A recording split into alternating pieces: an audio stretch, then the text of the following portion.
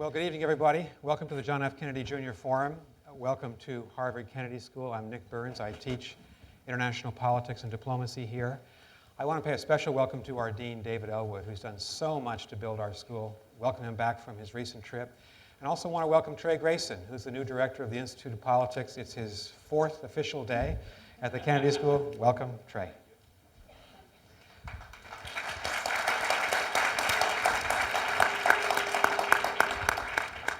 Tonight's discussion and debate on the dramatic events taking place in the Arab world, in Egypt, in Tunisia, in Lebanon, Syria, Jordan, Yemen, is being sponsored by the Institute of Politics, of course, because the Institute of Politics runs the forum and is such an important part of the school. Sponsored by the Kennedy School's Middle East Institute and sponsored by the Center for Middle East Studies, Harvard University. It's streaming live on www.iop.harvard.edu. Before we get to the panel, before we get to the discussion, I also wanted to bring to your attention an important forum on this coming Monday evening, February 7th. The forum is thinking about leadership with some very important guests. Nan Keohane, member of the Harvard Corporation, former president of Duke University and of Wellesley College. Dean Nitin Noria, the dean of Harvard Business School, will also be here, as will Professor Monica Higgins of the Harvard Graduate School of Education. I hope if you're here at the school, or if you want to watch online, that's an important forum on Monday evening. But tonight, we're going to discuss what all of us, I think, have been consumed by over the last several weeks, and that's the extraordinary events unraveling, unfolding, I should say, in the Arab world. Starting in Tunisia, with the fall of the Ben Ali government, now focused on Cairo's Tahrir Square and the battle between reform and pro-Mubarak demonstrators we've all watched live on television over the last couple of days. Perhaps some demonstrations this weekend in places like Damascus, in Syria, or in Sana'a in Yemen. And we'll ask our panel what they think of these events, whether they'll persist, and what their meaning is for all of us outside the Arab world.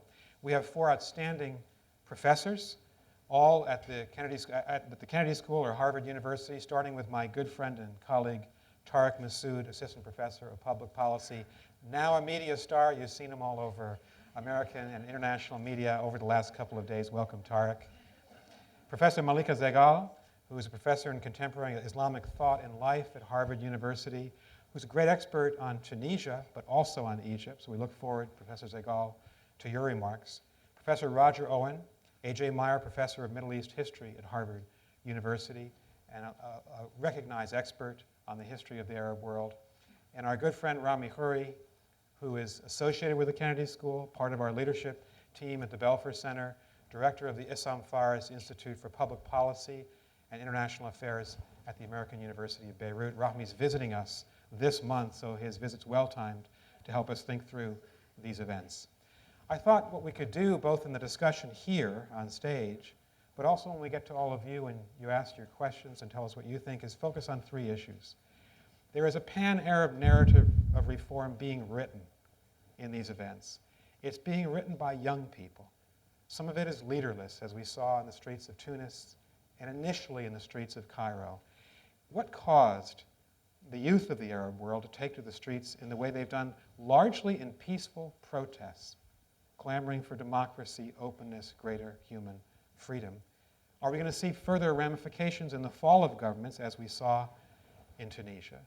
And is this going to last? Will it persist and turn into reform movements that can actually succeed in changing the way people live and changing the freedoms they have or don't have? That'd be my first question to focus our panel and perhaps to focus some of you.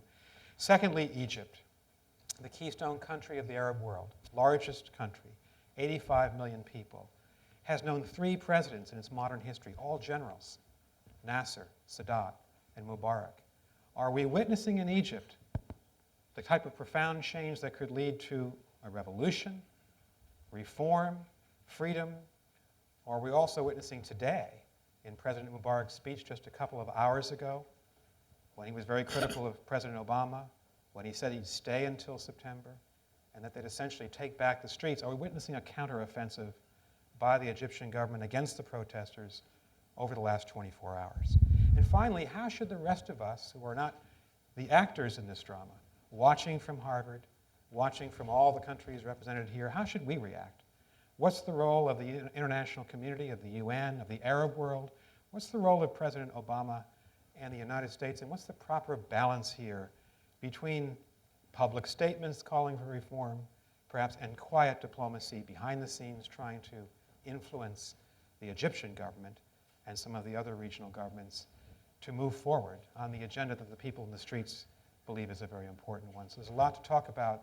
This is a wonderful panel, and I'm going to ask Professor Tarek Masoud to start us off.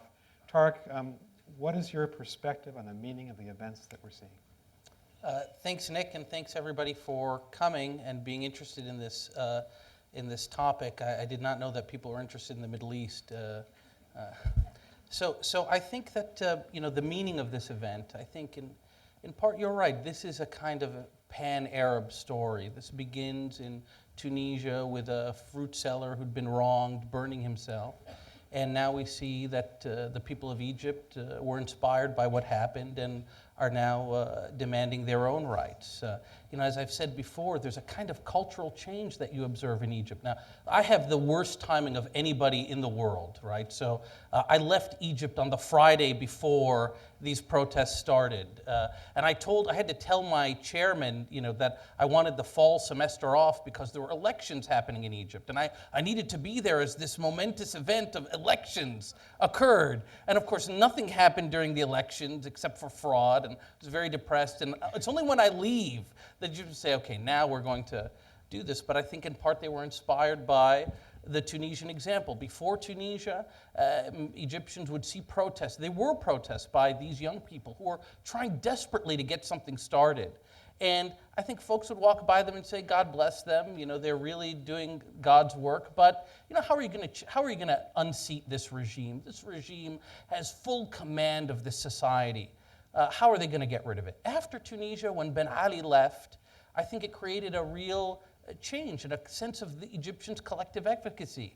So now, after Tunisia, they'd walk by a protest and think, well, they did it in Tunisia, we can do it here. So I think that's one of the most significant things about this, is not just the kind of pan-Arab nature, but the deep cultural change that isn't going away. And then the regime, of course, with its response. Who would have thought that Hosni Mubarak, this very boring gentleman who seemed to be, over the last 30 years, committed not simply just to keeping himself in power, but also to slowly reforming the society, getting rid of the command state, etc. I mean, this is a country where they had spent a lot of time trying to convince investors that they were not a banana republic, that you could invest there, that it was a country of laws. And they hadn't been completely successful in that effort, but they'd been somewhat successful. Who would have thought that in order for him to stay in power, he would have shut off the internet and taken all of these very dramatic steps to foment disorder, which will, of course, even if these moves are successful and let him keep his seat, they will have completely obliterated whatever legacy of reform he could have laid claim to beforehand. So these are things that we could not have seen. And again, even this provoked a cultural change, because how did the Egyptian people respond at this complete failure of their state, of the exposure of their state as really not interested at all in protecting them? They responded by protecting themselves.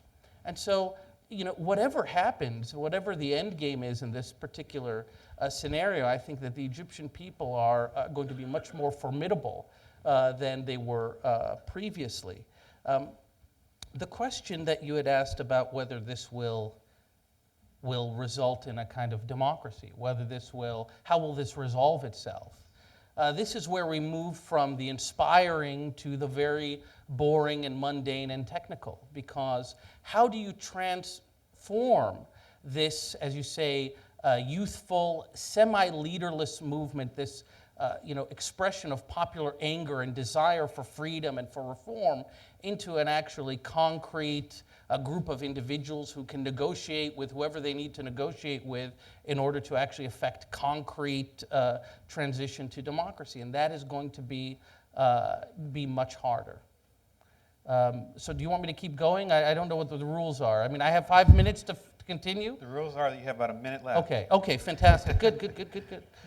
So the main issue as I see it is this, that basically you have two paths right now before you in Egypt.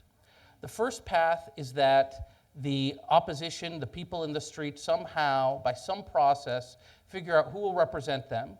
And those people who represent them will negotiate with the regime on a new constitution and an entirely new set of institutions to govern Egyptian society. That's one way, and that's what many of the protesters are asking for. They want Mubarak to leave, they want to put this constitution aside, and then they want concrete negotiations about a new way forward. Another path that you might take would be to actually use the existing constitution to effect democratic reform. And this is the gambit that Mr. Mubarak is trying to play. He's saying, let me stay in power, and I will actually lead this process of constitutional reform. The parliament, of course, has to discuss any bills, any amendments to the constitution. Allow me to stay in power and do that. And of course, the Egyptian people are not buying it. They do not at all have any faith in Mr. Mubarak's ability or desire to actually lead a genuine reform process. But there could be a kind of middle path between Mubarak staying until the end of his term and getting rid of existing institutions. Because the thing I worry about, if Mubarak left and they said we're going to suspend the constitution and negotiate a new one, what I worry about is Mohammed al-Baradei and the representatives of the opposition now sitting down with Omar Suleiman or whoever it is they need to sit down with. And Mubarak is left, and the crowds have dissipated because they have achieved their victory. And Omar Suleiman will look at these people, these opposition leaders, who have no formal mandate and who now no longer have the force of the crowds behind them. They may have the threat of the force of the crowds behind them, but the crowds aren't there anymore. And one worries that he could take them for a very long ride and that we would not see reform in the near term. Now, I'll tell you another thing. In the past, I didn't see this coming, right? I didn't see this. So now my prognostication of what would happen if Mubarak left, take it with not a grain of salt, take it with a big bucket of salt. But this is the worry, and so how to get to the next stage is a question. And Tarek, a very quick question, and I'd like the others to consider this as well. If we look back at other reform revolutions in recent history, Russia had Yeltsin, and Poland had Wałęsa, and the Czechoslovak state had Václav Havel. Is that who el-Baradei is, or Amr Musa, or is there a nucleus of people who represent a group that can contest for power with the state, an authoritarian state? I think that this is the question. El-Baradei certainly has the potential to be that. Whether he actually is that, I don't know. I hear conflicting reports. I see conflicting images. El-Baradei greeted by protesters as a kind of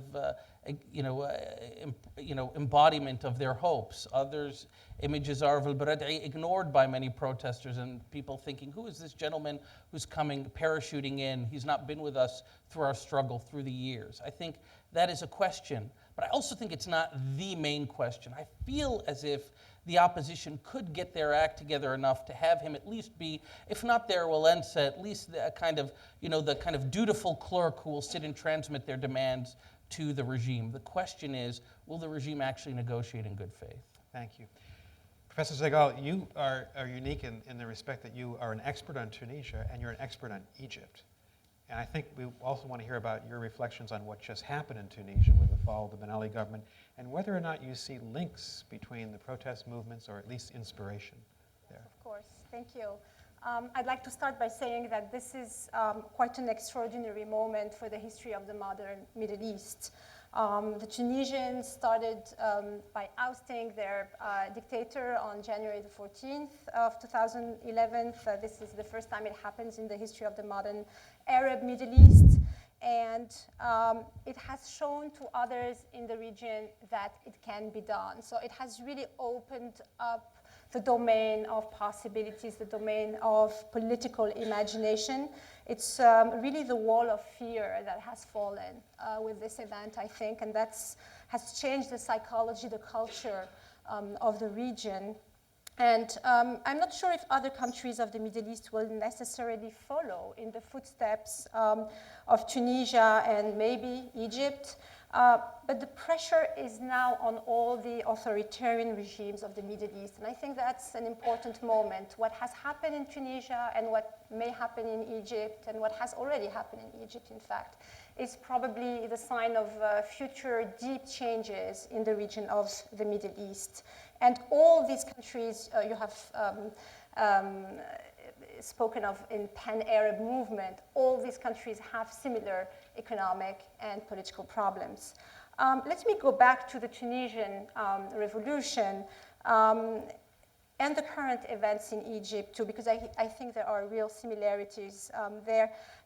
They are caused by a lack of economic and political opportunities in the context of dictatorial regimes. And the catalyst of the revolution in Tunisia was really the suffering caused by unemployment, especially the unemployment of the educated youth, as exemplified by Mohamed Bouaziz's immolation in Sidi Bouzid on December 17. But I think these movements in Tunisia and Egypt have to be analyzed beyond the usual cyclical bread riots that we have seen going on since the 70s in the Arab Middle East.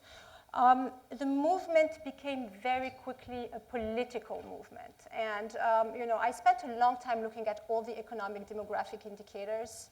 And frankly, the idea of a specificity of Tunisia that was developed before Egypt started does not convince me anymore. I think there is a deep political change and a deep cultural change that has started to really take place with those protests and this revolution in Tunisia. The demonstrations in Tunisia in particular, but I think it's the same in Egypt too, they really cut across all sectors of society. There was no Islamist slogans during the demonstrations in Tunisia, no leftist slogans, no ideological demand. The demand is a demand for radical political regime change, for freedom, Khouri, karama, dignity. The notion of dignity comes back all the time. I heard it in Egypt too. Representation and government accountability. These are very, very deep demands coming from those demonstrators. Now, does the revolution in Tunisia mean real regime change? I think it's too early to tell. In Tunisia, the head of the regime is gone, but what about the pillars of the regime? And I'm thinking more particularly about the police on the one hand and the party in power on the other hand. These are still there, and we have a real institutional problem there. You're asking, what do we need? We need expertise on how to operate with the transition, how to institutionalize democracy. We have the same discussion as in Egypt. Do we need a drafting constitutional assembly or not? Or do we only need to reform our constitution? Should we start with elections or not? And frankly, do we need a presidential regime? You asked, do we have men or women at the head of these movements? This is a people's movement without heads.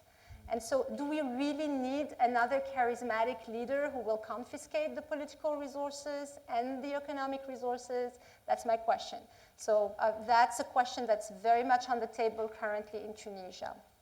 Now, another question that I would like to ask, it's the question of Islam and the Islamists. If you look at the media in Europe, but also in this country, in the United States, the current events are often read through the lens of the Iranian Revolution of 1979. So is the alternative between a pro-Western dictatorship on the one hand or an Islamic state on the other hand? I think we should not read the situation in these terms. I think we're beyond that type of alternative. And this is something I'd like to discuss maybe a little bit later. I think these are national liberation movements. They are liberations that are Tunisian, Egyptian, maybe Syrian, et cetera, et cetera. I think what we see are not jasmine revolutions. I don't like the term jasmine revolution. I think it markets Tunisia as this miracle of economic growth, which in fact it was not. I think it's a Tunisian revolution, and it's not going to be easy. So I think jasmine is not the right term, and it's not the season for jasmine in Tunisia yet. So I'll be very cautious about this. If the Islamists come back, and they have come back already in Tunisia, Rashid al-Ghannouchi has come back, they will have to participate in a democratic transition as any other movement. There are other movements in Tunisia. All the political opposition movements are extremely weak because they have been, in fact, weakened by this regime that we had, in fact, not just under Ben Ali, but also under Bourguiba. So the opposition is extremely weak. But if we have a transition towards democracy, a real one, they will participate as any other, and we'll have our debates, we'll have our cultural wars. But I think it's time for us to be able to have those debates and to think freely about the relationship between state, Islam, and politics. I think truly the Tunisian and Egyptian experiences can inspire other populations in the region. I think the army has played a pivotal role in Tunisia and is playing, of course, a pivotal role in Egypt. The army, for the moment, has not repressed the demonstrations, contrary to China in 1989 and contrary to Iran in 2010. So I think it has hinged really, for the moment, on the behavior and the state of mind of the army. And today it seems to me that the decision to lead or not to lead towards a transition in Egypt is really in the hands of the army. So we'll have to wait and see. Thank you. And very quickly, Professor, I just wanted to ask you a follow-up question, if I could. Sure. There's been a revolution in Tunisia. The authoritarian leader fell, but has there been reform? Will there be a true revolution to change the way that government serves the people, or are we likely to see just new faces, new names, but the same authoritarianism? It's a very good question. We don't know yet. The people in the street, the pressure of the street has forced the first interim government to dismiss the old faces and to bring in new faces, so that's a very good sign. There is today a commission for political reforms that is headed by Ayad Ben Ashur, who is one of the top lawyers in the country, and he's working with constitutional lawyers in Tunisia. So there are signs of hope, but I think everybody has to remain very vigilant. We'll see how the youth in particular and the new media can play a role in this popular vigilance, yes. Thank you very much. Yes. Professor Owen, you've observed the Middle East for a long time. Are we witnessing epochal change, or perhaps change that might not bear fruit? Well, I'll say a few words about the pan-Arab background, if I may, Thank and you. then come to that. Thank you. I had the good fortune or the misfortune to complete a manuscript which I called Presidents for Life and the Politics of Succession, which has been rapidly overtaken by events. And I shall have to have a very large epilogue. But I will say a few words about Presidents for Life anyway, because this is the phenomenon, this is the background to what we're talking about, and then say something about the turmoil in terms of the basic weaknesses of the regimes concerned. So why so many Presidents for Life? And what are we talking about, or what were we talking about at the end of last year? There are 9 Arab republics, 7 of which are ruled by seven of which were ruled by Presidents for Life, 5 in North Africa and 2 in the Arab East. So basically we're talking much more about a North African phenomenon than we are about the eastern part of the Arab world at this particular moment. Of these republics, 6 were ruled by someone over 60. Syria being the only exception. And of these, one was in power since 1969, that is Gaddafi, once since the 70s, 3 since the 80s, and 1 since the 90s. So one is dealing with what I call a club of increasingly old men who not only showed no intention of leaving until they were carried out, but in many cases had every intention of allowing a relative of some kind, a son if they had one, to succeed them. So that is the old world, which is still there up to a point and which is under attack. There were 2 main reasons for this. One was the ability of regimes to coup-proof themselves after the many military coups of the 60s. So basically, if you were in power in 1969 and you coup-proofed yourself, by Colonel Gaddafi, who happened to be the military leader of the revolution, you remained in power. And you are still in power. And this was also helped by the fact that the Arab world had a greater centralized administrative and bureaucratic system coming out of the colonial period. And there's also a possible demonstration effect here. I think when Abdelaziz Bouteflika of Algeria decided to abolish the two-term limits for a president by changing the constitution, he was surrounded by cronies who said to him, Abdelaziz, do what everybody else is doing. This is what seemed to be the way in which, a kind of Arab demonstration effect, this seemed to be the way in which these regimes were run.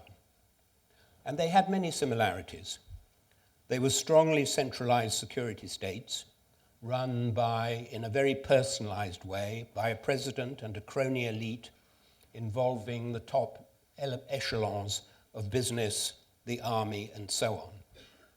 But in my last chapter, I was going to point to the many weaknesses, and I think this has something to do with our discussion.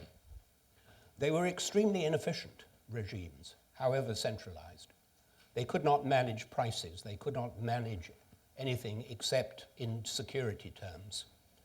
And there was a link, I think, between the cronies and the inefficiency in that this long string of accidents that has beset Egypt, ferry disasters and so on, was clearly something to do with cronyism and inefficiency, which became more and more as time went on.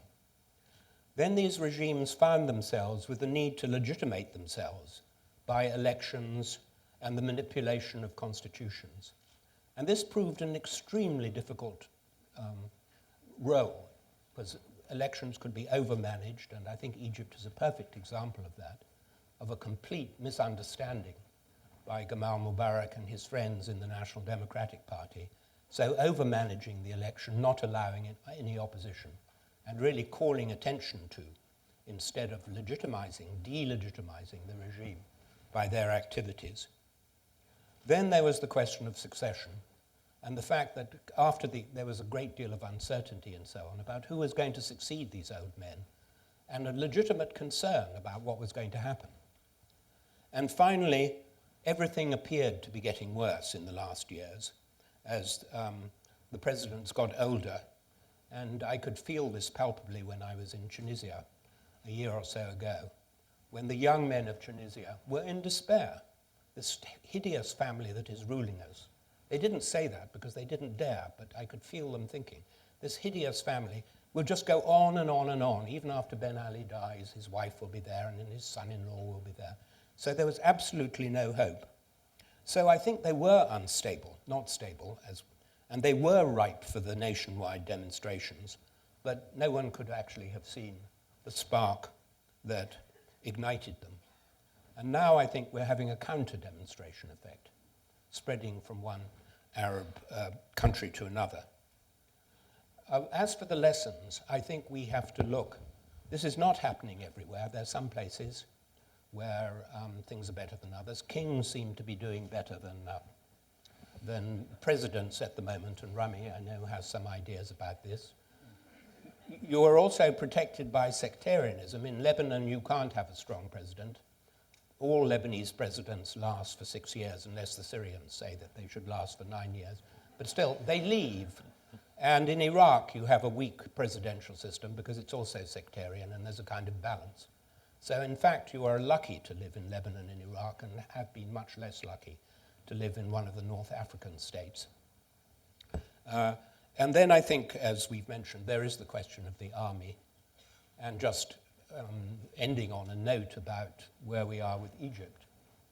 I think it's generally understood among the American officers that I deal with that the Egyptian army is extremely weak, actually, in terms of its fighting capacity, its ability to do anything very much, wholly dependent on American aid and American support. And therefore, I would think the weak spot of the Mubarak regime that Field Marshal Tantawi, the head of the army, is aware that if Barack Obama really got tough with him, they would be in difficulty. But certainly the study of armies and the relationship of armies and what is the military interest is back with a vengeance. And I'll stop there. Can Could I just ask a quick follow-up Yeah. question? When I lived in Egypt many years ago, the army may have been weak relative to other militaries in fighting capacity, but it was seen to be kind of the backbone of the country, an honored institution, trusted by a lot of people. And I was struck by the statement that the military made 3 or 4 nights ago: we will safeguard the people of Egypt. And in fact, today they went into Tahrir Square and it literally separated these two warring groups. So is it a question of external weakness, but perhaps being the institution that might be the safeguard, the pillar of a transition? Do you see that potential in the Egyptian military? Well, I think institutionally, yes, it has a reputation. Whether it has the capacity to do things, to clear the streets without an enormous amount of bloodshed, whether it can even act efficiently as an internal security force seems to me to be tested. And then we assume we talk about the army. And I think we're back to the question of there are generals who have one set of interests. There are colonels and people with troop command who led the original military coups in the 50s and 60s, who may have quite a different idea and who are much more likely to be politicized and concerned with what they're doing. I think that's how I would answer that. Thank you very much. Our final speaker is Professor Rami Khouri, who is a big part of our Middle East program here at the Kennedy School. We're really happy he's here. Rami, you live in Beirut. We've now just traveled in this one discussion from Tunisia to Egypt. We've talked about some other states, and now Beirut, also turbulent. One question, if you would just touch on in addition to your remarks, is how does Hezbollah view these events? How does Hamas view them? How does Iran view them? I think you have a unique perspective based on where you live. Thank you, Nick. It's always a pleasure to be back at the Kennedy School at Harvard. I'm actually spending this month at the Farah Center at Tufts University, and I thought if I came in February, I could watch a lot of good college basketball games and stay in for the snow. Stay for March Madness. Get some work done, but now we're busy with all this stuff going on in the Arab world. But I think it's a really extraordinary moment. And let me make a couple of quick comments about the general themes, and then I'll answer your questions, particularly about Lebanon, Hezbollah, and Iran. I think it's really important to understand a few things, and I say this based on the last 40 years living in the Arab world and traveling around constantly. What's going on now is absolutely no surprise. Anybody who studies the Arab world and looked beyond the surface manifestations of the exercise of power would have understood that there was massive discontent below the surface.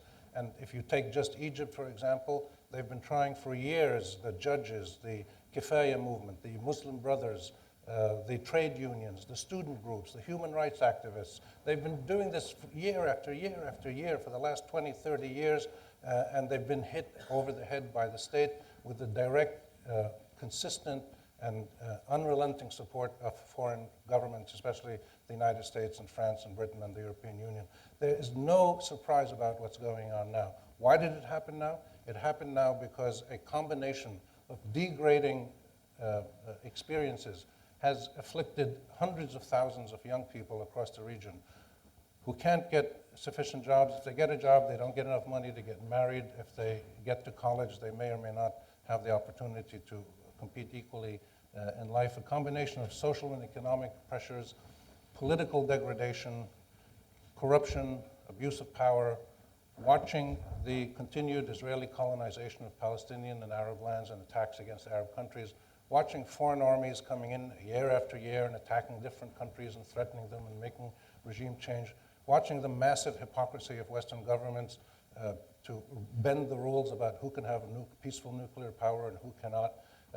A cumulative number of degrading treatments that the average citizen has felt that have culminated in not just a process of degradation, but dehumanization. People felt that they had not just lost their rights as citizens, but they had lost many of their attributes of humanity, of human beings. They weren't allowed to listen to what they wanted to on the radio. They weren't allowed to read what they wanted to. They weren't allowed to have a public debate. They couldn't talk openly in some of the severe security police states in the Arab world. They couldn't even talk with their neighbors. They were afraid of who was listening and what would happen to them.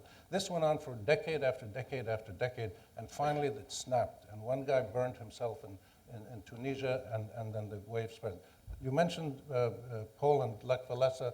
The Tunis situation, I wrote when it happened, is a solidarity situation, that it starts in one place in the Arab world and it will spread, like Solidarity wrote about the fall of the Soviet Union 10 years later and the whole Soviet empire. So I think the reason for this is that the nature of the grievances and the complaints that ordinary people have are very common throughout the region, except for the rich oil-producing states. You don't have these situations in Qatar or Kuwait, much of Saudi Arabia, UAE, etc. But you have it in the 85% of the rest of the Arab population. The nature of the degradation is the same. The nature of the political rule, the control of power, the exercise of power, the abuse of power is very similar throughout most of these countries. The monarchies have a little bit of a different situation. They have a little bit more legitimacy for various reasons, and paradoxically, the monarchies tend to be a little bit more susceptible, listening to their people. They feel more vulnerable, therefore they act with more accountability, and they're a bit more sensitive to what their people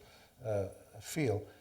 There's some fantastic information that has just been made available recently by the Gallup organization, which has done some amazing polling among young people in the Arab world in every single Arab country.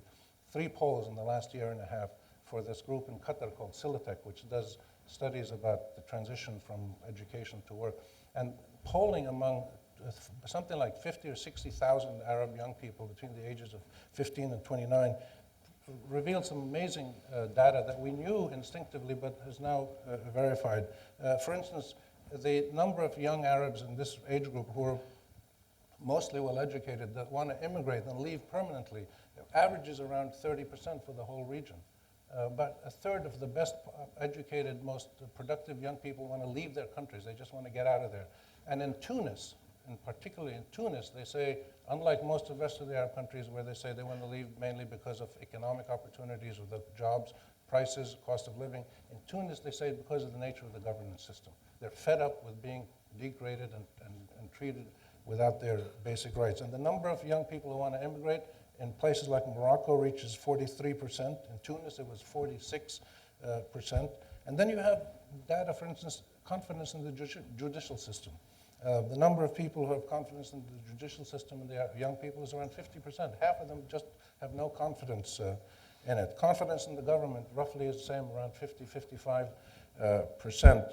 About 30 to 38% in most of the poor and middle-income Arab countries. Only about 30, 38% feel that the elections are credible. 2/3 of the people don't feel the elections make any sense whatsoever. So there's lots of data like this. Only 1/3 of young people, and this is the age 15 to 29 when they're getting married, setting up houses, only 1/3 say they can have any chance of finding affordable housing. 2/3 have no chance. This is the young people of the Arab world speaking. The more important than all, and there's lots and lots of this data. Go to citizens.The and you can find it all, or the Gallup site. And this has been known for years, but nobody's done anything about it. Neither the Arab power structure nor the foreign governments who support them.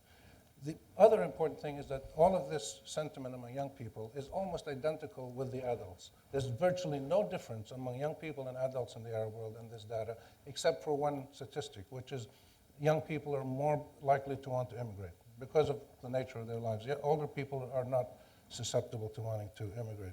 So we have a really serious problem that's been building up for years and years and has now exploded. I think what we are seeing is not just discontent that explodes and wants to change leadership. What we're seeing, I believe, is the most historic moment in the modern Arab world. In the last century, in the last 110 years or last 100 years since the birth of the modern Arab world around 1920, we have, I think, for the first time, the beginnings of a process of popular self-determination in the Arab countries. The first time ever, we will start seeing Arab citizenries defining their countries, defining their power structure, their policies, their national values, their sectarian religious balance, the role of the army, the control of the military, accountability of finances. We're seeing, for the first time, the possibility of self-determinant Arab citizens, not just saying they want to be free, but saying they want to organize their countries. What we may be seeing is the re-legitimization, or I would say the first ever legitimization of governance and power structures in the Arab world. If things move smoothly, this is the most important moment since the birth of these countries.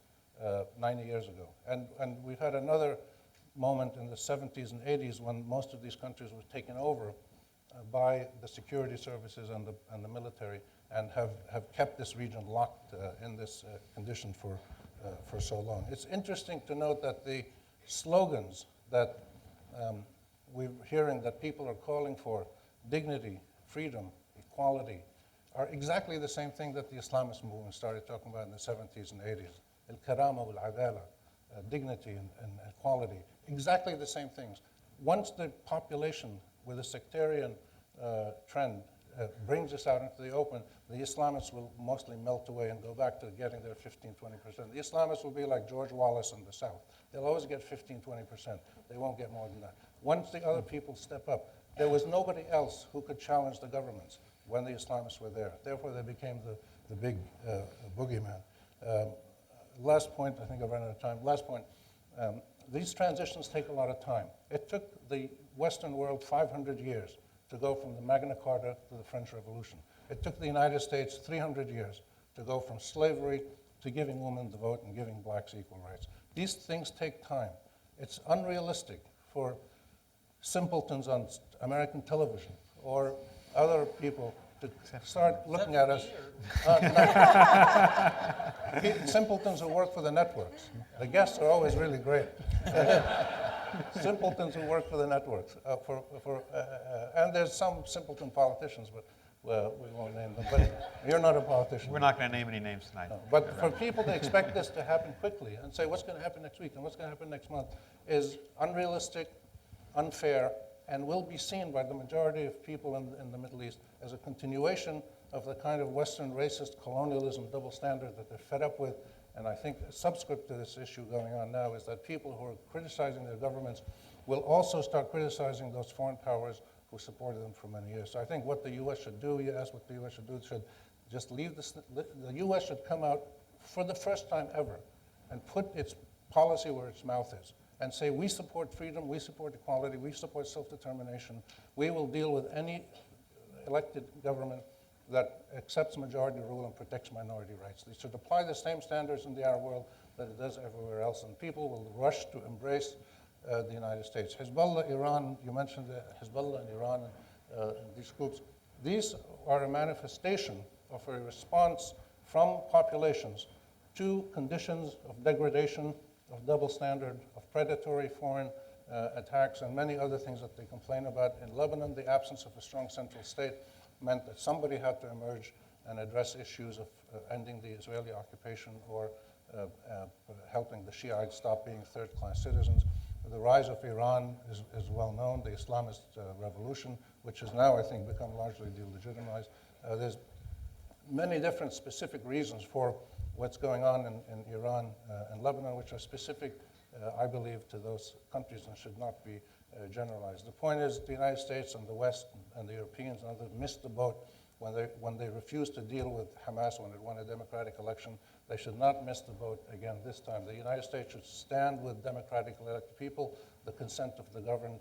That's what this country stands for. That's what it should define its foreign policy. Thank you. Thank you.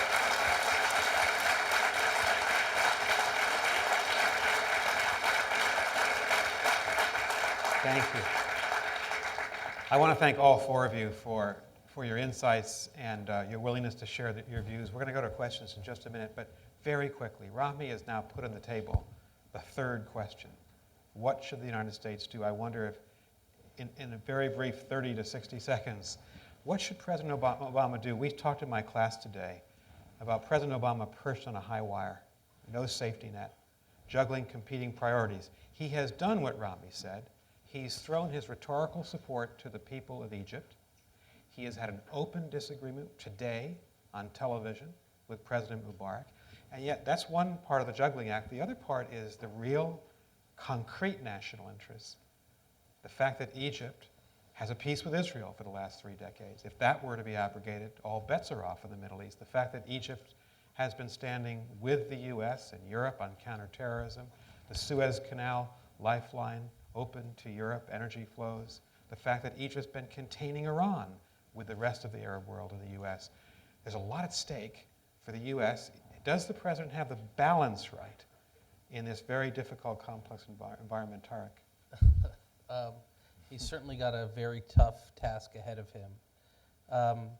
Look, I mean, I think he's trying to do the right thing. You can't, on the one hand, have this policy that Rami described. I wouldn't describe it in quite such, eloquent or forceful terms. But, you have had this policy where we've got long-standing alliances with these governments. And, so I can understand why you would be reluctant or why he would be trying to thread this needle, a little bit delicately. But I think, look, the end of the day is this. You can't bet against the people. You can never bet against the people. So eventually they are going to achieve their freedom. And then they're going to ask, where was the United States when I was engaged in this process? Was the United States with me or was it against me? And I think if the conclusion is that the United States was against them, that's a much greater risk to our foreign policy long-term in that region than any of these other short-term issues. Thank you. And Professor Zeghal, has the president said enough, done enough to indicate to the Arab people the test that Tarek just posed for him? Yeah, I'm not sure about that. I'm not sure he said enough. We'll see how he's perceived in a few weeks or months. What I see is that Obama is probably a little bit at a loss. It's hard to walk this fine line, and it's hard to know what to do. And so it tells me that the Obama administration is not leading things here. They're not leading the whole situation. They're waiting. They're very reactive, but not necessarily leading the whole thing. So there is an element of weakness, in a way, in this new position that the US has in the region.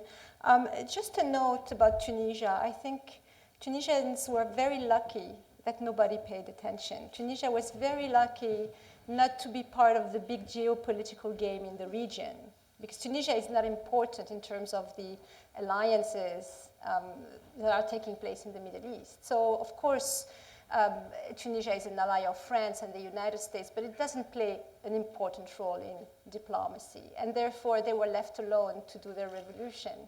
And I think they were lucky to be left alone for some time. Thank you. And Professor Owen, you get the last word in this round. President Obama said the other night, he said, this is my words, I can't remember exactly, this is not about us. The Egyptian people will decide this. Foreign governments should not be dictating, directing, deciding. Is that weakness, as Professor Zeghal is, or is it a strength? And is it an insight into how distant, perhaps, we should be as in intervening in these affairs? I don't think you can be purist about it. I think that he's in, and his words will be carefully weighted. And it was my impression that he'd worked out some kind of end game with Mubarak in their long conversation on Saturday night about going gracefully and doing various kinds of things. And whoever is calling the shots in Egypt has defied him and humiliated him, as far as I'm concerned. And so I don't think he has to recover from that with some pretty forceful language, it would seem to me. Otherwise, he will be accused in the Middle East of being just another hypocritical American president, and that he's been told by the Zionists to keep Mubarak in power and keep the peace treaty in place. That's my own feeling about that.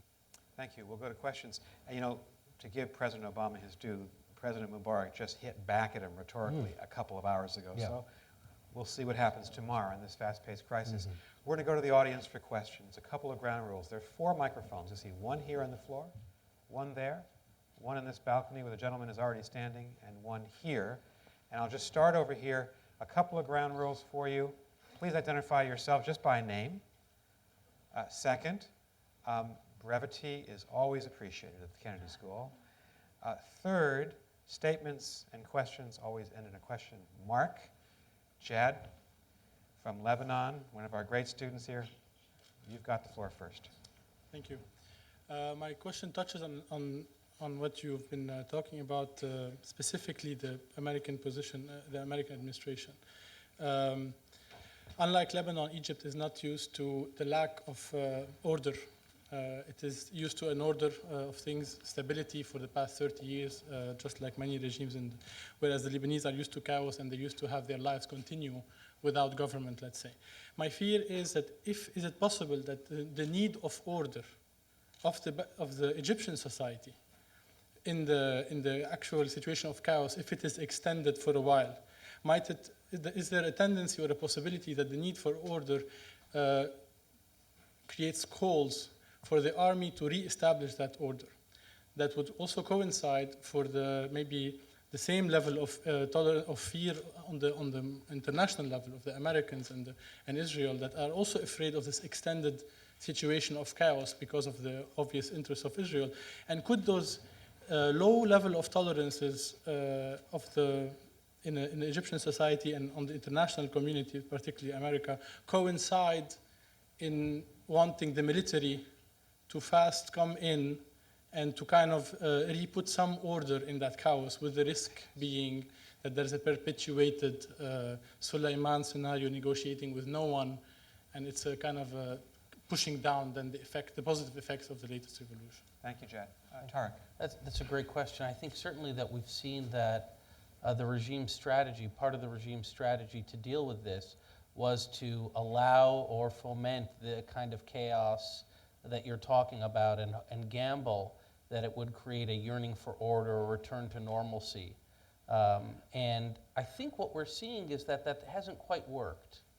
That on the contrary, what it generated was more anger at this regime, more of a feeling that the fundamental change needed to occur. The real test is going to come, I think, tomorrow. There's a large protest planned, and this, I think, will be, we'll see if this ends up being a kind of street battle, who will show up to the protests, and what will the army do. The one thing that I found puzzling in all of this was the reaction of the Egyptian opposition to the arrival of the army onto the streets. The protesters really greeted the army as a kind of national institution that was restoring order, but in fact, Egypt has always been a military regime. So even though Mubarak had in recent years been, teetering between naming his son but the underpinnings of this regime had always been military. And so part of the blame for the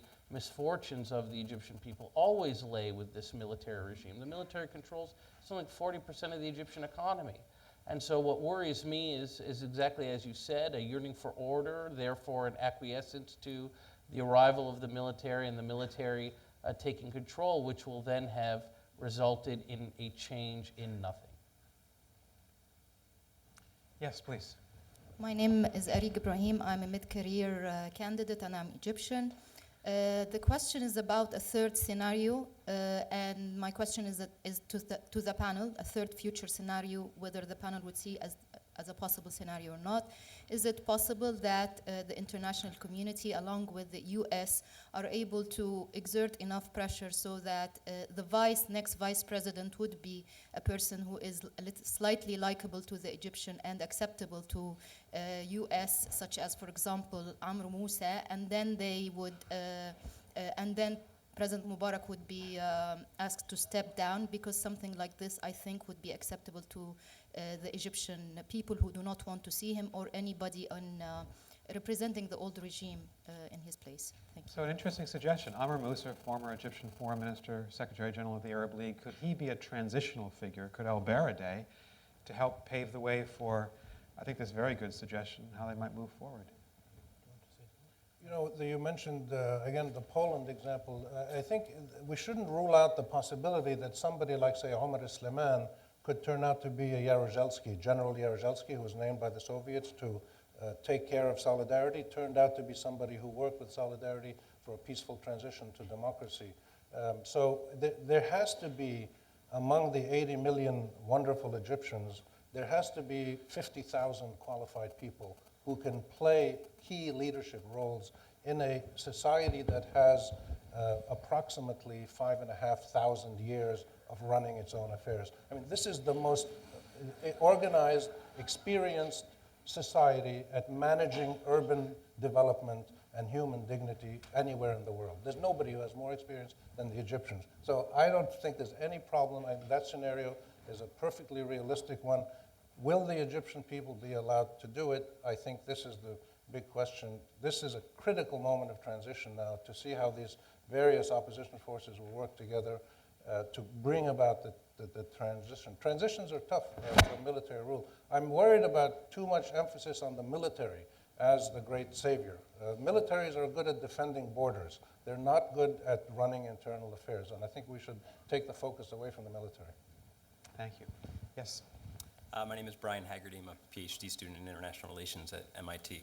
A number of you have pointed to the role of the military as the great unknown going forward, and I hate to put emphasis back on the military, but I wonder if you could comment specifically on civil-military relations in Egypt versus Tunisia and then versus these other countries that we're looking at now and what may happen in these countries. What do we actually know about the relationship between Mubarak and the military in Egypt, especially versus the relationship between Ben Ali and the Tunisian military also?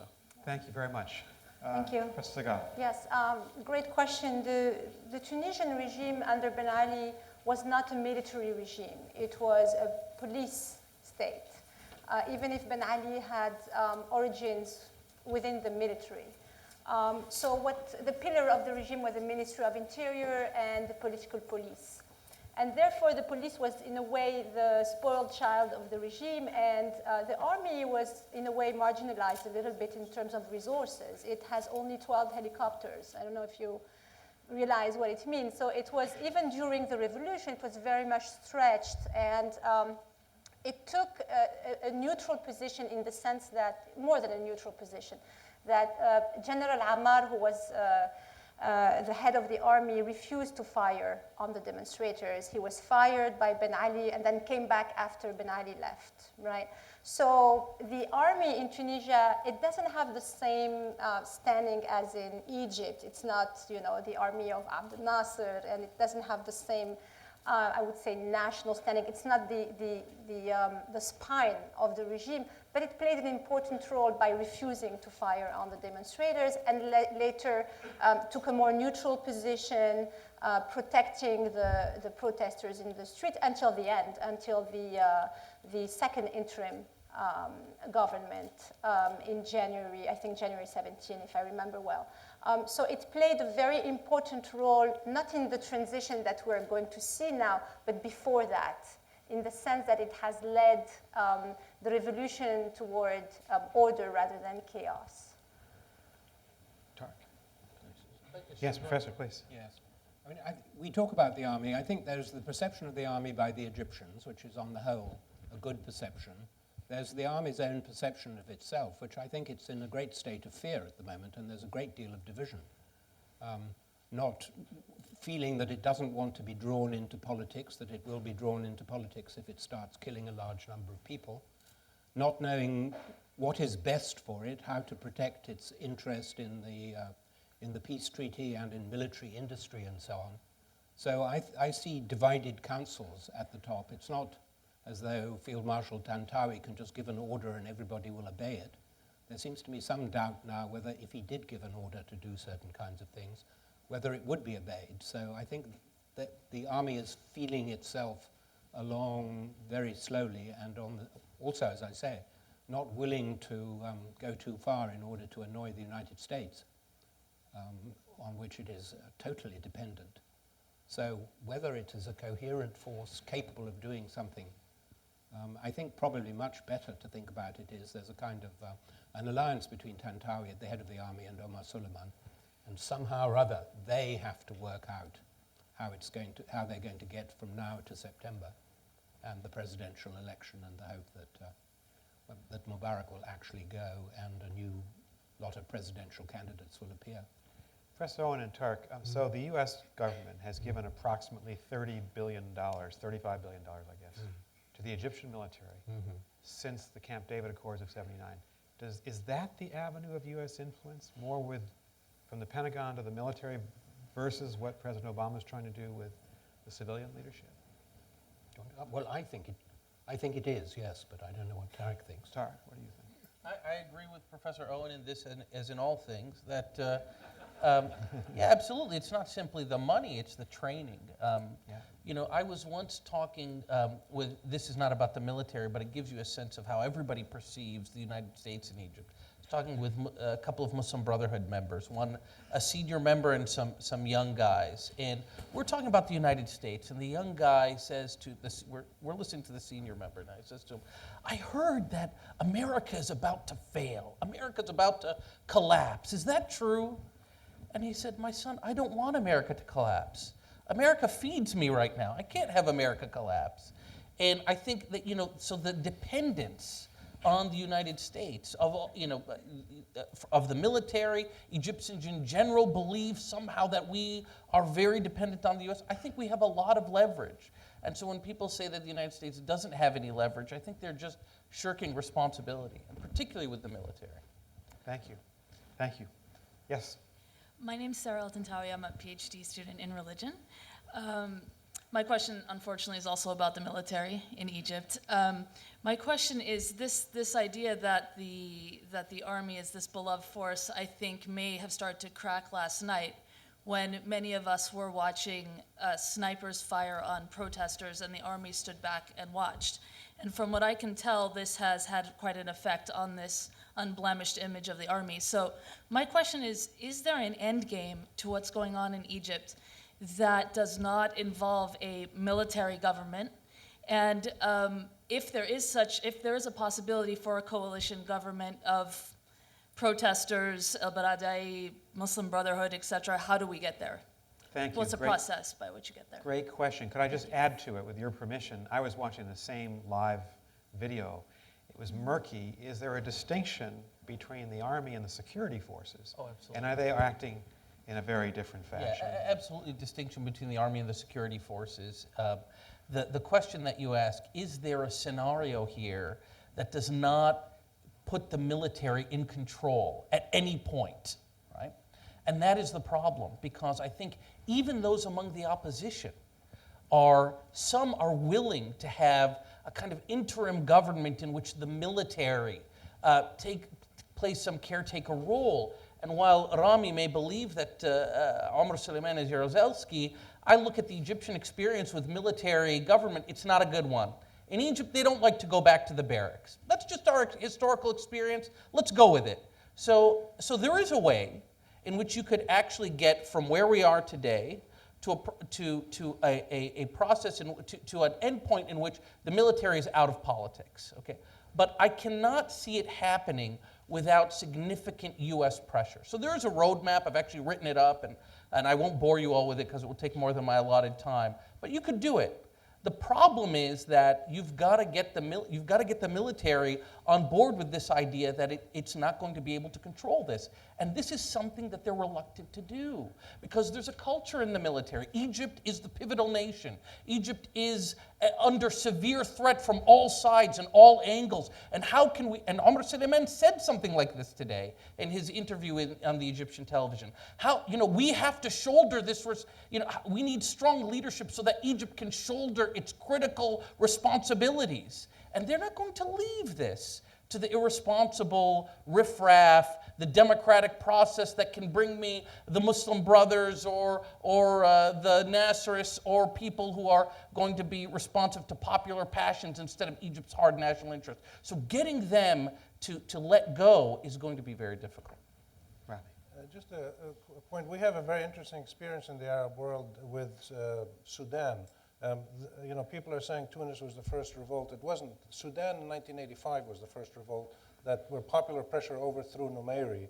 And then you had Suad al-Dahab, a general who took over for a year and made a transition. We had something similar in Mauritania a few years ago. So we have indigenous examples in the Arab world of military leaders who assume power for a transitional moment.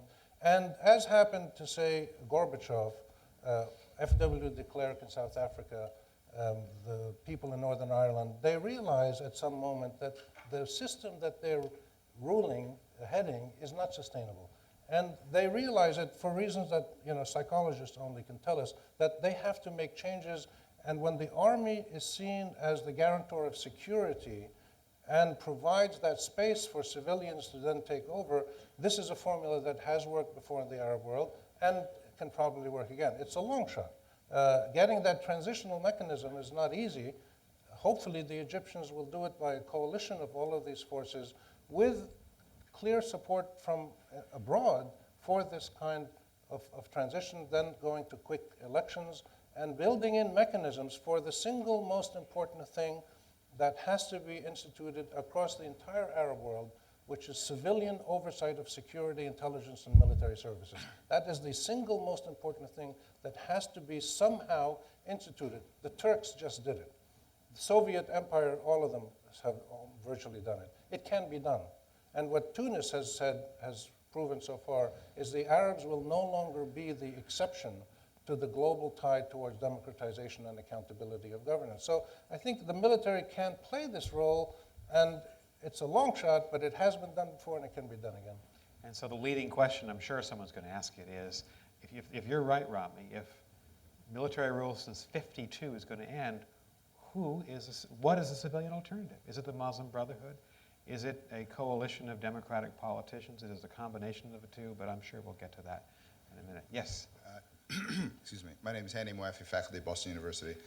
My question is to the panel is about a medium-term perspective on participation. I think the focus on personalities or the military focuses on top-down centralized power, whereas we see that what's happened recently in Tunis and Egypt is really more about decentralized kind of aggregation of power. And the Egyptian government and maybe the Tunisian government having pulled back their security forces, hoping that chaos would reign in the streets and people would yearn for that, authoritarian hand from the top again. And we see that people kind of self-organized into these committees. And I think actually it's one of the most beneficial outgrowths of what happened is people found that everybody can have a role. Looking maybe not in this transitional term, but in the medium term, how can we move towards different societal structures in the Middle East, maybe even parliamentary structures that de-emphasize consolidated executive control and kind of distribute legitimacy across different sectors in society? Thank you. Professor Owen, Ms. Zeghal? Go ahead. Good. No, I find myself speechless for some reason. All right. That's a very good question. Yes. Whoever would like to answer. Why don't, Rami, you start, or I can go, but I'm following the Arab deference to seniority. So I mean, your point is that. Very good. So if I let me. The Arab differences to Egypt. You go first, Tarek. So am I right? What your question is? What exactly? That you're trying to find out if there's some process towards democracy that's. I see these as so radically different. It's not just the young and old. The editorial cartoon I keep expecting is Mubarak calling up Ben Ali saying, "What the heck's a Twitter?"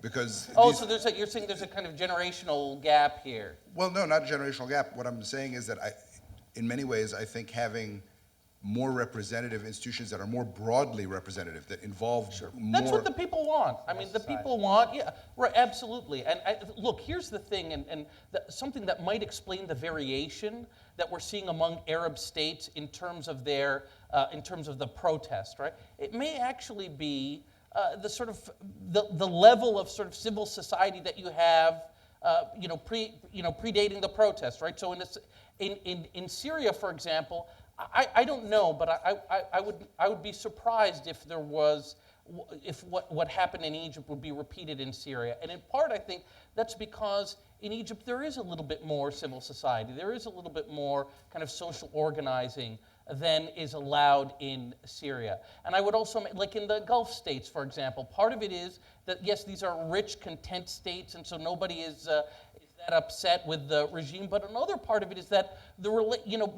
because everybody's fed by the regime, there isn't the kind of robust civil society that you have in a place where people kind of need to rely on each other. So I think that might be an important determinant of when you see this protest. Yeah, I'd like to try to respond to your question. It's a very difficult question. I think in Tunisia and probably in Egypt too, there was a complete disconnect, right, between the people, the youth in particular, and the state. There was a sense of humiliation, but there was also a disconnect in terms of this regime not understanding what was happening. When Ben Ali, before he fled, he didn't really understand what was going on, right? Now, there were bloggers blogging underground. One of them was Slim Amamu. He was blogging, his name is Slim404, and 404 is the message you get when you get an error message on your computer, right? Because of the censorship, you know, you always got those messages. But he was blogging trying to circumvent the censorship of the internet. Now, when the interim government, the second interim government was created, he got a position in the government. He's Secretary of State for the Youth, Secrétaire d'État à la Jeunesse, right? And during the ministers, all the ministers meeting, he tweets. And so you and I can read everything he's thinking about the meeting and everything that's taking place. He's probably censoring a few things, but it's quite fun to look at that. So, but it's very unrealistic for me to see that, because on the other hand, there are also, you know, old generations within this ministry. So how the presence of Slim Amamu is an anecdote, but it's very interesting. You know, will it hold somewhere? Will it have an effect? I'm not sure. And I think I can't really respond to your question except by giving you this anecdote. We'll have to wait and see really, you know, how things will develop in the coming months and years. Thank you very much. We would normally end about now, but we've decided to extend this for 15 more minutes until 7:30. And thank you for your patience. We have so many people who want to talk. We'll try to get in as many questions and as many brief answers as we can. Yes, sir. My name is Richard Salomon. I feel there's a prism that we have not examined in this discussion tonight that I think is very significant, and that is the precepts of religion. The Salaf es-Salahi, the elders of the tenets of fundamental Islam, not the Shiites, but the Salafis. And that's an area I'd like to hear discussed. I'm also interested in a more essential opinion of the Gama Islamiyah and their tension vis-a-vis Al-Qaeda and their dislike of one another in the equation. No leader like Turkey, like Kemal Ataturk, has arisen to lead the country. And this is rather interesting.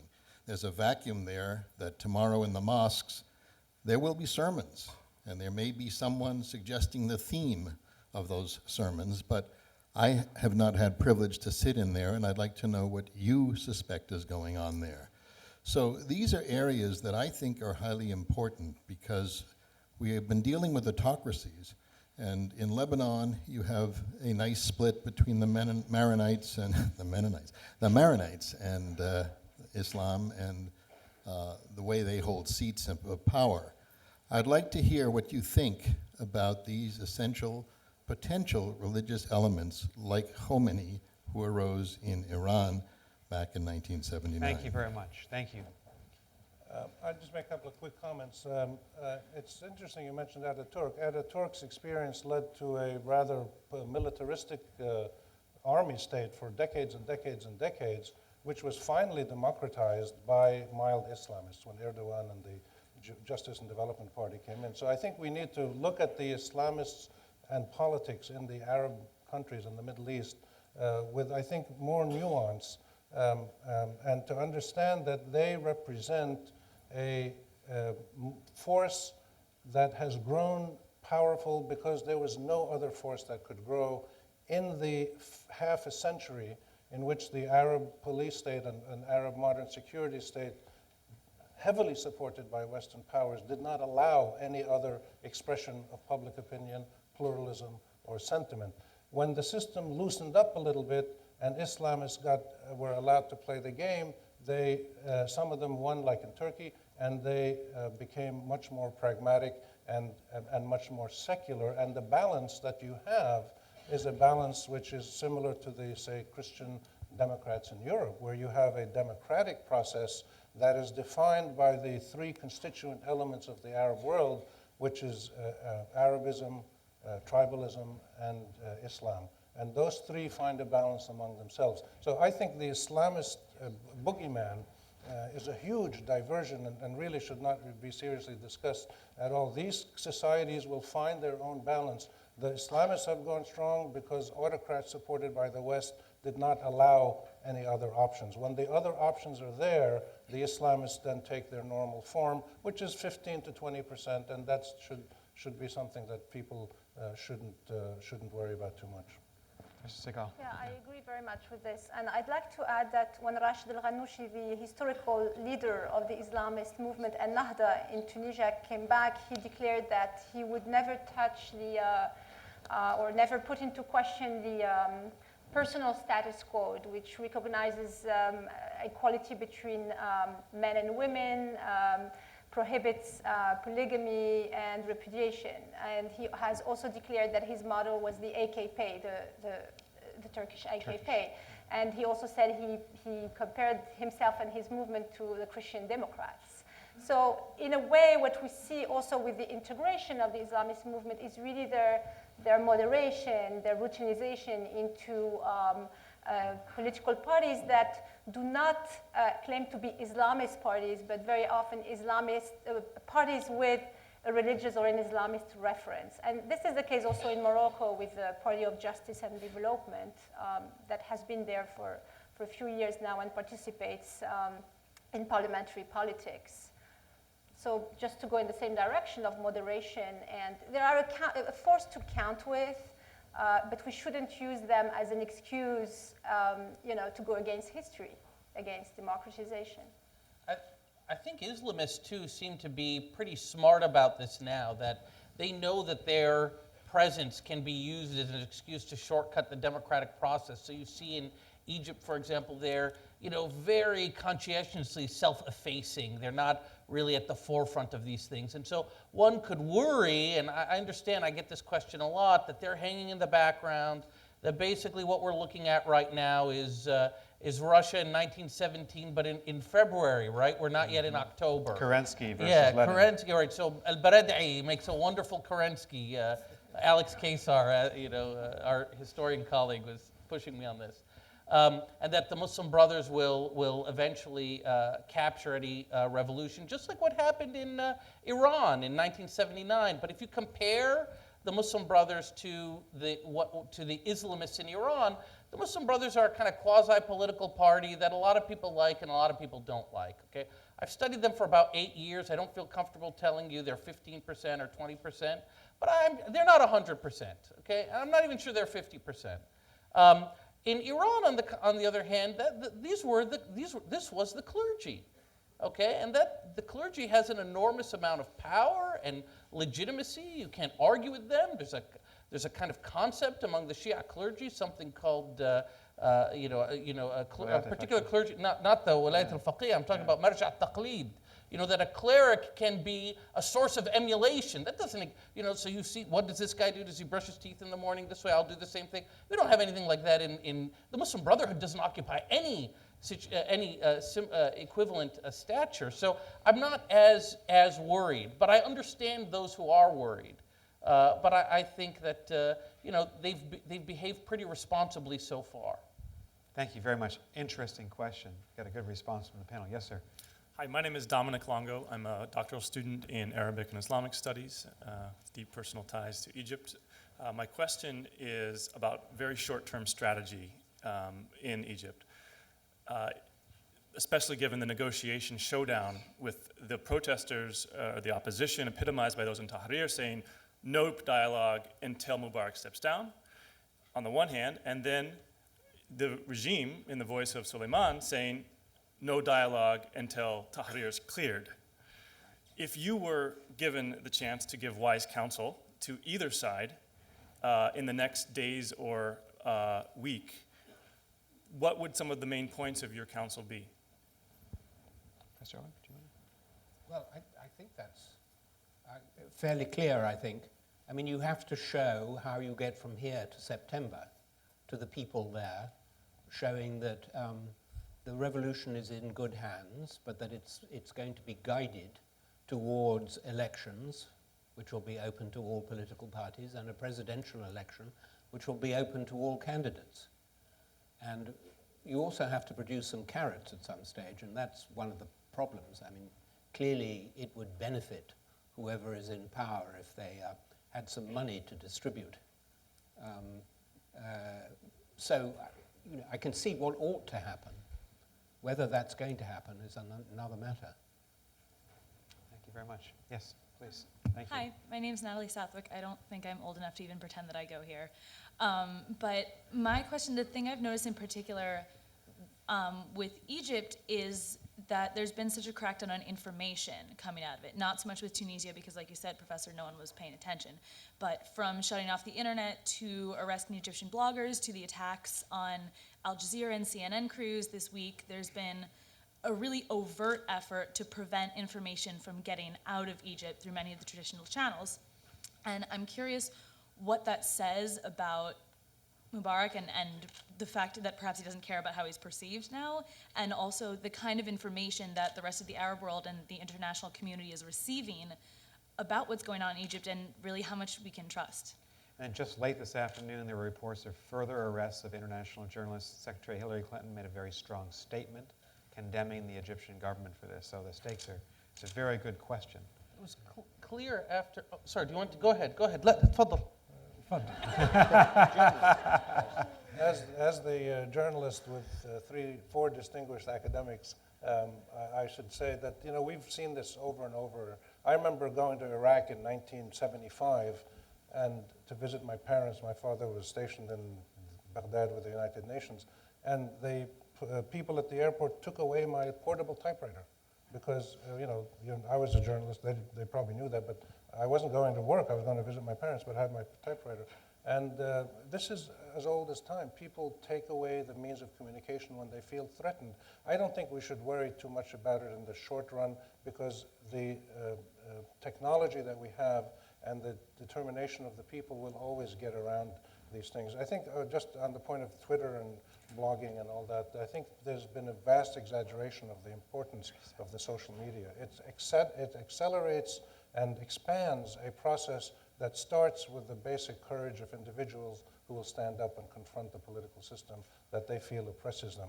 The media helps this process, but it starts with the courage of individuals. I think 2 things. I think you're absolutely right that the Mubarak government's decision to shut off the internet really revealed something essential about this regime that perhaps some of us didn't see. When Ben Ali fell, I was in Egypt, and all of my friends were saying, well, of course that guy, look, can you believe how he restricted Facebook? I mean, this is unbelievable. Not knowing what was in store for them when Mubarak finally concluded it was kill or be killed. Regarding Twitter and Facebook and all these things, I think Rami is absolutely right. I mean, my feeling is that these kinds of social media, their relationship to protest, they're like shoes, right? You don't want to go to a protest without shoes. You need to have some shoes. They'll help you. But you wouldn't say that the shoes caused the protest. And I think it's the same way with this social media. Thank you. It's been a great discussion. We have time for only one more question. You have the final word. Thank you. My name is Lotfi Sebi. I'm from Tunisia. I am also from the city of Sidi Bouzid. So I happen to be right in the middle of the... Well, I don't know if, unlike Tarek, I don't know if it's a fortune or a misfortune. I learned how to throw the hand grenades back. Not hand grenades, the gas things. But gas. I'm a little nervous still thinking whenever I see crowds like this in the streets. I just wanted to quickly make a couple of points and maybe ask a question. And we just have I'm sorry, it's a little bit of time left. So okay, certainly. One regarding leadership for the youth of Arab countries. I think the United States, as a government, we're missing a great opportunity because I spent quite a bit of time in North Africa and in the Middle East, not paying too much attention to what goes on in the street. We read newspapers, we rely on old-fashioned way of sort of analyzing data, but we don't really have people in there that are intermingling with the young people, as I do. I have a company, and I employ people in Tunisia, in the United Arab Emirates, in Egypt, in Morocco.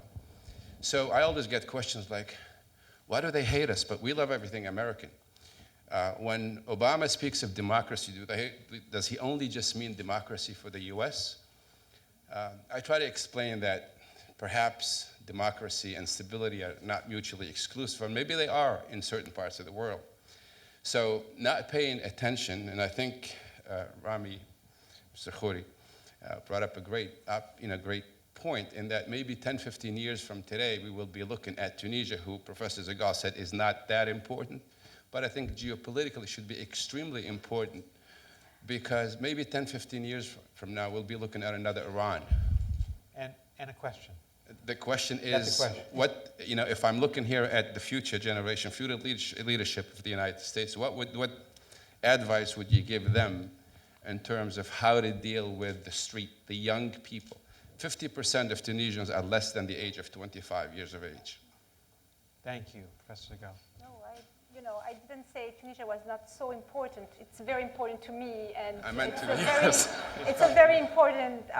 What has happened is very important. But That's I what was I meant talking to, about so. the geopolitical level, it's. I really think it's for the Tunisians to think about the question of the youth and how does the youth get new opportunities at the economic level, but also the political level, right? There is a sense of despair. There is a sense that everything is blocked in front of them. And so how do the Tunisians open those opportunities for the youth? And that's the question for all Tunisians to debate today. I really truly hope that we'll have the opportunity to think about this as Tunisians, but also that this will be the case in Egypt too. So I sympathize with your desire to fix that problem, but I think the path will be very long. That has to be the final word, Professor Zeghal. It's been a fascinating discussion at a very important time. Thank you for your collective wisdom.